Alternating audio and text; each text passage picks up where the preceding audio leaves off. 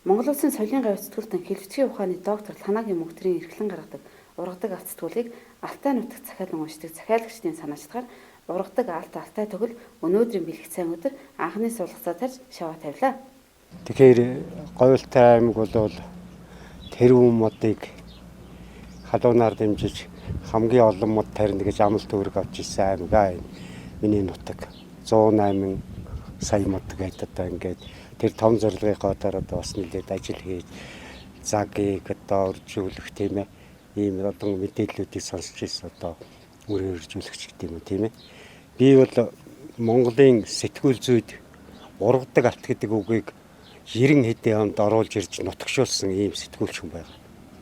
Ургадаг алт гэдэг бол бид нэг алт гэж хөөцөлж явах үед түүнийг эсэргцүүл Монголын газар тариалан тарж ургуулдаг юм болгон хөсрийн хаягдж явах үед ийм эргцүүлэл өччихсэн. Одоо 20 гаруй жилийн өмнө 24-5 жилийн өмнө. Тэгээ явандаа ургацын далайн нэвтрүүлгийн сурвалж болоод би Монголын газар тариаланд ажиллагсад тэр их ногоо цагаа тариа удаа ургуулагчдын төлөө ургадаг алт гэдэг 8 бот ном бичсэн 140 хүний одоо хөрөг найруулал. Тэгээд жаахан завсарлаад энэ номоо сэтгүүл болгоё гэдэг. Нэгэнт одоо би Монголын сэтгүүл зүйд энэ ном ургадаг алт гэдэг үгийг эдээшүүлсэн учраас ургадаг алт гэж сэтгүүл болгоод жил 4 дугаар гардаг ийм сэтгүүл болгоод одоо бас 3-4 төсөлдөө орж байна. Үүнийхээ үндсэн дээр орон нутагт аймагуудад одоо газар болгонд ургадаг алт сэтгүүл юм захиалагч донширч илээсчил хүн танигдж ингэж ургуулдаг бүхний төлөө бичиж байгаа юм.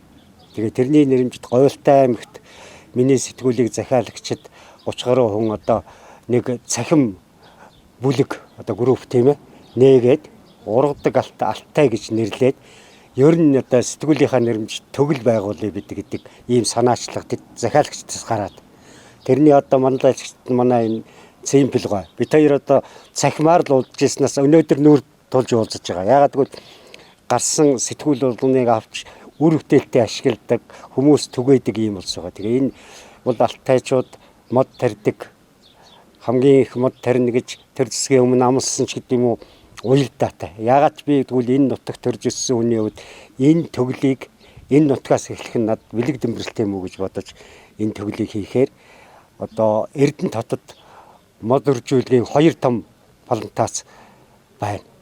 Тэрний одоо хүмүүс бас мөн Алтай нутгийн хүмүүс Алтай нутагт одоо эцэг дээдс нь дараагаар ажиллаж исэн хүмүүс байсан учраас тэд надад одоо 5-6 төрлийн ийм суулгацуудыг өгсөн. Тэгээ энэ суулгацыг 1400 км ачиж ирээд одоо ингээд дөрвчийн энд Алтай хаан аймаг хөрсөнд суулгах гэж байгаа юм аа. Энд бол одоо энэ миний барай байж байгаа энэ агч гэж одоо гоёлын мод гихшээтэй. Монос байна, гүйлс байна. За тэгээд одоо бургас байна. Ингээд нэлээд олон төрлийн мод авчирч энд өдөөдөл Алтай нутагт тарьд юм байна. Жаахан сэрүү учраас жаахан хойшилд юм байна.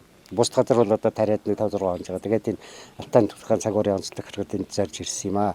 Тэгээд энд одоо ингээд аливаа модыг тарихад одоо монголчууд бол эзний сэтгэлээр тарьж хажууд нь одоо яг харж хамгаалж явахгүй бол мод ургадаггүй бид амьдралаараа үзлээ шүү дээ. Гудам тарьсан мод 1 жил болоод тэгэл хатсан мөчр болчихдог. Тийм учраас эзэнтэй устай газар, хоол ундтай газар нь одоо бүрдүүлээ энэ төглийг байгуулъя. Энэ төгөл маань явандаа нэлээд том одоо тийм төгөл цэцэрлэг төрөлнгийн их суур болох болтгой гэж ингэж бодож хийж байгаамаа. Тэгээ юм болгон одоо ургаж төлждөг ийм цагаар нутагтаа бас ийм амьд эдис авчирч байгаадаа би бас сэтгэл өдрөг байгаа. Ийм л учиртай. Тэгээд энд одоо ямар ч байсан өнөөдөр эхний модуудаа суулгах гэж байна. Тэгээд хооштой манай сэтгүүлийн захиалагчид ээл дараагаар ингээд арчлаа тордоод мөн нэг одоо байгаль дээрх ургадаг алтыг ийм төглийг бий болох байхаа гэж ингэж бодож байгаа. Мөнгөтргой төгөл байгуулах ажилд 1400 км-аас буюу Эрдэнэ хотоос 7 нэр төрлийн онцлол Монос, Агч, Гүйлс, Бургас гэх зэрэг модны судалгааг авчирсан байна. Энэхүү төглийг Говьлтай аймгийн барилгын салбарын хөгжилд олон жил зүтгэсэн Харшин Цуурай компани захирал Цэмплгай хариуцсан арчилгаа устгах хийхээр болжээ.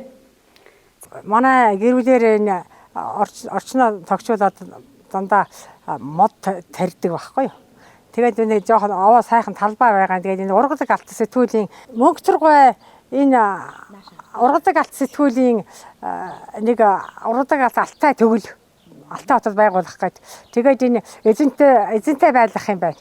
Тэгээд энэ төглөө өнөөдөр манай энэ миний оршин сууж байгаа газар байгуулад итгэл найдвар хүлээлгээд надаа энийг арчилж ингэж ургуулаа, энэ төглийг ургуул гэсэн. Энэ итгэл найдварыг алдахгүй энийг сайхан ургуулна гэж бодож байна. Угаасаа би одоо энэ орчиндөө мод тарьдаг учраас энэ ургуулна, сайхан ургуулна байх гэж, ургана байх гэж бодож байна. Энд итгэлтэй байгаа. Энэ хүмүүсээ итгэдэг эвдэхгүй сайхан эргэн тойрон цэцэрлэгчсэн орчинтой болж цэцэрлэгтэй орчинд амьдрах болсон их баяртай байна. Мод тархын ач тус бол их штэ, тийм ээ.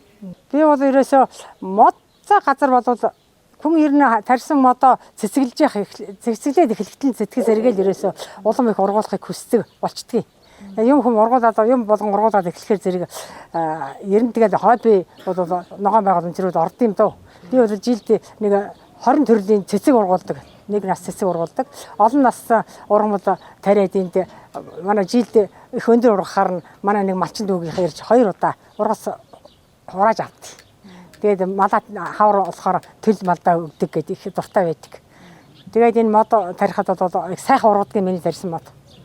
Баанчигээ тарих талбай энэ нь их бага байдаг учраас бас их хүмүүсийн анхаарал татах ч юм уу тийм гой хөвч болтлоо гэж хөгжиж амжаагүй ч гэсэн одоо энэ ургадаг алтайгийнхаа төглийг улам цааш нь өргөжүүлээд сайхан болно гэж найдаж байна.